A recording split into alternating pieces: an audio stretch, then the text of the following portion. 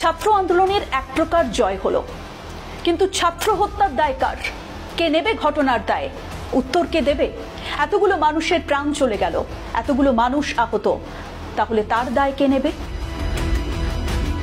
বাংলাদেশের ইতিহাস বলে বারবার ছাত্র আন্দোলন বাংলাদেশকে বদলে দিয়েছে। ক্ষমতাবানরা কিচ্ছু করতে পারেনি, তখনও বুক চিতিয়ে দাঁড়িয়েছে ছাত্ররা। 52 ভাষা আন্দোলনের সময় দেশভাগের মাত্র 7 মাসের মাথায় 1948 সালের 11ই মার্চ বাংলা ছাত্র সমাজকে রাষ্ট্রভাষার দাবিতে মাঠে নামতে হয়েছিল। সেই সময় মুখ্যমন্ত্রী খাজা নাজিম উদ্দিনের পুলিশ বাহিনীকে উপেক্ষা করে মিছিল করেছিল ছাত্ররা। ভয় পায়নি এতটুকু। 62 শিক্ষা আন্দোলনের ক্ষেত্রেও ছাত্রদের দাপট দেখা গিয়েছিল একইভাবে। 69 গণ অভ্যুত্থানের কথা ভোলা যায় না। 90-এর স্বৈরাচার বিরোধী আন্দোলন, 7 সালের শিক্ষক মুক্তির আন্দোলন, নিরস্ত্র শিক্ষার্থীদের উপর নির্মমভাবে অত্যাচার চালিয়েছিল সেনাবাহিনী। কোটা ছাত্র আন্দোলনের সফলতা ইতিহাস বদলে দেবার মতোই। এবার মেধা বারুদ হয়ে জ্বলে উঠবে। যদি তুমি ভয় পাও তবে তুমি শেষ, যদি তুমি ঘুরে দাঁড়াও তবে তুমি বাংলাদেশ প্রমাণিত হবে। 1972 সালের 5ই সেপ্টেম্বর সরকারি একটা আদেশে সরকারি কর্মকর্তা নিয়োগে 20% মেধা কোটা, 30% মুক্তিযোদ্ধা কোটা, 10% নারী কোটা চালুর বিধান করা হয়। বাকি 40% রাখা হয়েছিল জেলা কোটা। 1976 সালে মেধার ভিত্তিতে নিয়োগ 40% বাড়ানো হয়। এবার 93% মেধার ভিত্তিতে চাকরি। এই জয় আসলে প্রাপ্য জয়। মেধা বিকাশের সুযোগ দিতে হবে, দেশের রাষ্ট্র পরিকল্পনাকে সেই মতোই হতে হবে। মেধা তার কাঙ্ক্ষিত সম্মান পাবে। প্রশ্ন তো থাকে, স্বাধীনতার এতগুলো বছর পেরিয়ে শিক্ষিত তরুণ সমাজের ভবিষ্যৎ প্রতিষ্ঠার জন্য কতটুকু নিশ্চয়তা দেওয়া গেছে? কেন তরুণ সমাজকে সামান্য একটা চাকরির নিশ্চয়তার জন্য আন্দোলন করতে হবে, প্রাণ দিতে হবে? মুক্তিযুদ্ধের পক্ষের রাজনৈতিক দলকে মুক্তিযোদ্ধার কোটা বেশি রেখে কেন প্রমাণ দিতে হবে? গোড়ায় গলদ থেকে যায়নি তো? এই প্রশ্নগুলো তুলেছে বুদ্ধিজীবী মহল আজ প্রাপ্য জয়ের পর। মুক্তিযোদ্ধা কোটা বিরোধী এই আন্দোলন আসলে কি অন্য কোনো আন্দোলনের সত্যি ইঙ্গিত ছিল? ছাত্র আন্দোলন নিছক একটা ছাত্র আন্দোলনই ছিল, এবং এই ছাত্র আন্দোলনের ন্যায্যতা অবশ্যই রয়েছে। কিন্তু একথাও তো সত্যি, দুর্নীতি এবং দ্রব্যমূল্যের মতো বড় দুটো ইস্যু বাংলাদেশের মানুষকে ভাবাচ্ছে বহুদিন ধরে। তার সাথে ভাবাচ্ছে নির্বাচনে সব দলের অংশগ্রহণ না হওয়ায় ভোটাধিকার নিয়ে ক্ষোভ। ছাত্রদের সাথে যখন সাধারণ মানুষ মিশে গেলেন এই আন্দোলনটায়, তখন গণ আন্দোলনের রূপ নিল এই আন্দোলন। সেটা সরকার বিরোধী কিনা সেটা বলতে পারবো না, তবে কিছু ন্যায্য দাবি রাখছে সাধারণ মানুষ।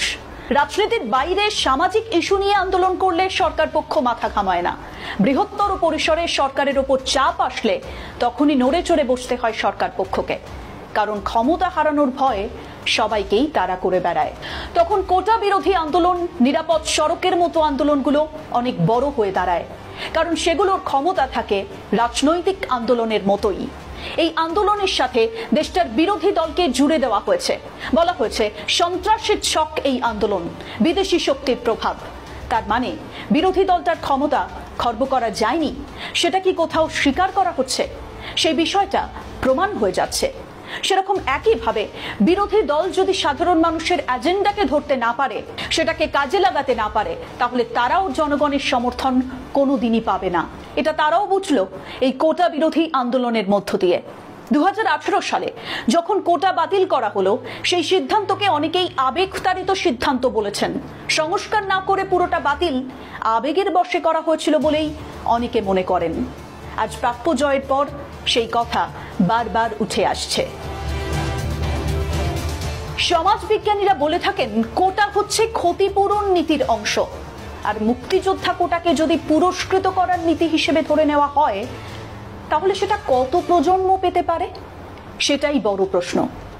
মুক্তিযোদ্ধাদের বর্তমানে 20,000 টাকা মাসিক ভাতা, গৃহহীনদের আশ্রয়ন প্রকল্পে ঘর দেওয়া, মারা গেলে রাষ্ট্রীয়ভাবে গার্ড অফ অনার দেওয়া, এই সমস্ত ব্যবস্থা চালু আছে। স্বাধীনতার পর মুক্তিযোদ্ধাদের কোটায় নিয়োগের যৌক্তিকতা ছিল, তবে এখন প্রশ্ন থাকে এই স্থায়িত্ব দেওয়ার নৈতিক দিকটা কতটা ঠিক। মানে যে 5% দেওয়া হয়েছে, সেটা কতটা ঠিক, কেন এতগুলো কথা বলতে হলো সেটা এবার একটু বুঝিয়ে বলি আপনাদের। শুরুটা করি এইভাবে, তোমরা যদি জমিতে জুলুম লেখো, আসমানে ইনকিলাব লেখা হবে, মনে রাখা হবে, সবকিছু মনে রাখা হবে। কোটা আন্দোলন কি শেখালো? শাসকের গদি অলংকার করে থাকলেও মনে রাখতে হবে গণতন্ত্র ইজ গণতন্ত্র। মেনে নিন, মানিয়ে নিনের নীতি সবসময় খাটবে না। যুব সমাজ ফুঁসে উঠলে শক্তি সম্পন্ন, ক্ষমতা সম্পন্ন হয়েও লাভ হবে না, আর সেটা যে কোনো গণতান্ত্রিক দেশের ক্ষেত্রেই প্রযোজ্য। বিভিন্ন মহলে যা আলোচনা হলো তাতে করে স্পষ্ট এটাই যে অদূরদর্শী অবস্থান আজকের এই সমগ্র পরিস্থিতির জন্য দায়ী। কারণ ছাত্র হত্যার দায় কার? এত বড় ঘটনার দায় কার? অগ্নিগর্ভ বাংলাদেশের দায় কার? ছাত্রলীগ নিজের ক্ষমতা দেখিয়েছে, আইন শৃঙ্খলা রক্ষাকারী বাহিনী ক্ষমতা প্রদর্শন করেছে, কিন্তু আন্দোলনরত ছাত্রদের কাছে জবাবদিহিতা করা হয়নি কেন? করা হলো না কেন?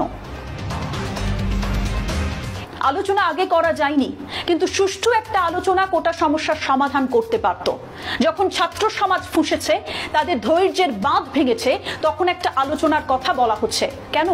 কাঁদানে গ্যাসের shell, rubber bullet, sound grenade ওদের ক্ষতবিক্ষত করেছে, ততক্ষণে প্রাণ চলে গেছে বহু উঠতি বয়সের ছাত্রের। দায় কে নেবে?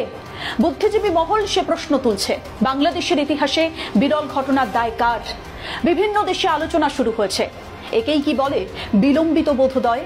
আইনমন্ত্রীর বক্তব্য অনুযায়ী আইনি প্রক্রিয়ায় শিক্ষার্থীদের দাবি দাওয়া দ্রুত মেনে নেওয়ার আশ্বাস দেওয়া হয়েছিল, কিন্তু তখন অনেকগুলো প্রাণ ঝরে গেছে, বহু মানুষ আহত, আর দেশের সম্পদ ধ্বংস হয়েছে। কারফিউ দিয়ে সমস্যা সমাধানের চেষ্টা। কারফিউ এমন একটা সময় জারি করা হলো যখন পুলিশ, র্যাব এবং বিজেপির সাথে বিক্ষোভকারীদের ভয়ানক লড়াই হয়েছে। নিয়মিত আইন শৃঙ্খলা বাহিনী এই পরিস্থিতি নিয়ন্ত্রণে আনতে ব্যর্থ হয়নি তো?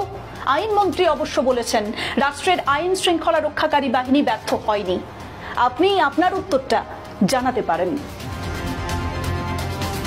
কোটা বাতিল নিয়ে মামলা হওয়ায় বিষয়টা আদালতের সিদ্ধান্তের উপরেই পুরোপুরি নির্ভরশীল ছিল কি?